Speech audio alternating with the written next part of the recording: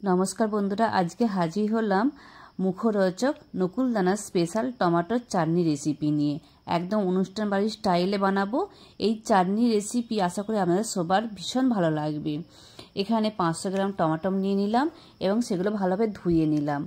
धुए छोटो छोटो करे पिस करे आमि एगुलो केटे नेब। छोटो छोटो करे काटबेन, যত ছোট ছোট পারবেন ততটা ছোট ছোট করে কাটবেন। ভালোভাবে পিস করে আমি এগুলো কেটে নেব। এইভাবে ছোট ছোট করে কুচি কুচি করে কাটবেন, বেশি বড় করবেন না। এইভাবে কেটে নিয়েছি, আপনারা দেখুন সাইজটা। এতে সঙ্গে দেব চিনি, হলদি, লঙ্কা গুঁড়ো আর দেব কালো সরষে, সাদা সরষে, শুকনো লঙ্কা আর নমক। আর এতে কিছু কাজু, কিশমিশ আর খেজুর এগুলো আমি কুচিয়ে নিয়েছি। আর কোড়াটা গরম হয়ে গেছে, কোড়াতে অল্প তেল দিয়ে দিলাম। আমি রিফাইন তেল দিয়ে বানাচ্ছি, আপনারা চাইলে সরষের তেল দিয়ে বানাতে পারেন। এতে সরষে আর শুকনো লঙ্কাটা আমি দিয়ে দিলাম। আপনারা চাইলে কাঁচা লঙ্কাও দিতে পারেন, কাঁচা লঙ্কারও খেতে টেস্ট হয়। আমার হাতের সামনে শুকনো লঙ্কা ছিল তো আমি শুকনো লঙ্কা দিয়ে বানিয়ে নিচ্ছি।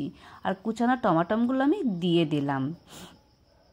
এতে দিলাম হলদি, নমক, পরিমাণ মতো নমক, শুকনো লঙ্কা গুঁড়ো আর দিয়ে দিলাম যে কেটে রাখা যে কিশমিশ, কাজু আর খেজুর ছিল সেগুলোকে সব দিয়ে দিলাম।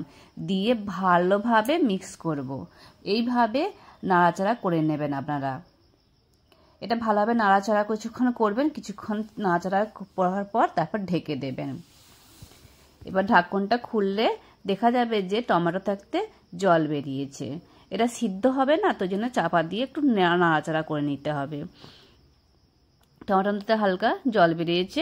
এটাকে আমি চেপে চেপে ভালোভাবে একটু চেপে দেবো। চেপে চেপে করলে না পুরো টমেটোটা গলে যাবে আর মোলায়েম হয়ে যাবে। এইভাবে নাড়াচাড়া করে টমেটোটা করে নিলাম। এখানে আমি চিনি দেখিয়েছি, বা চিনি দিচ্ছি না। চিনির থেকেও টেস্টি লাগে নকুলদানার, তাই আজকে আমি নকুলদানার বানাচ্ছি। তো নকুলদানা আমি দিয়ে দিলাম। এখানে দিয়ে দিলাম 150 গ্রামের মতো নকুলদানা। 500 গ্রাম টমেটোমে 150 গ্রাম নকুলদানা দিলাম। এইটা ভালোভাবে নেড়ে চেড়ে এইভাবে নেড়ে চেড়ে নাড়তে থাকতে হবে, কেননা এতে না জল বেরিয়ে যাবে। তো এটা নাড়াচাড়া করতেই থাকতে হবে। আর টমেটোটা মোলায়েম হয়ে আসছে, আর কদমাগুলো এগুলো আস্তে আস্তে গলে যাবে। এইভাবে বারবার নেড়াচেড়া করতে করতে দেখুন একবারে মোলায়েম হয়ে আসছে আর কতটা সুন্দর হয়েছে। এইভাবে আপনারা বানাবেন। আর দেখুন কতটা রসালো ভাব হয়েছে। এটা একটু হালকা এরকম রসালোই রাখতে হবে, কেননা এটা যখন ঠান্ডা হয়ে যাবে না আরও টাইট হয়ে যাবে।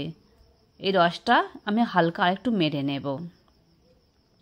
এটা আপনারা স্টোর করে রাখতে পারেন। এটা 3-4 মাস স্টোর করে রাখতে পারেন। বাইরে রাখতে হবে, ফ্রিজে না রাখলেও চলবে। বাইরে 4 মাস তো স্টোর করে রাখা যায়।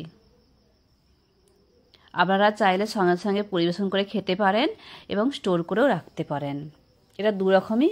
এরকম একটু টাইট করলে তো এটা স্টোর করে রাখা যায়, পাতলা হলে স্টোর করে রাখা যাবে না বেশি দিন। এইভাবে দেখুন ঠান্ডা হয়ে গেছে, কতটা টাইট হয়ে গেছে। আমি এবার পরিবেশন করে আপনাদের দেখাচ্ছি। বাটিতে কিছু পরিমাণ আমি নিয়ে আপনাদের কাছে পরিবেশন করছি। দেখুন কতটা সুন্দর টেস্টি, খেতেও খুব সুস্বাদু। অবশ্যই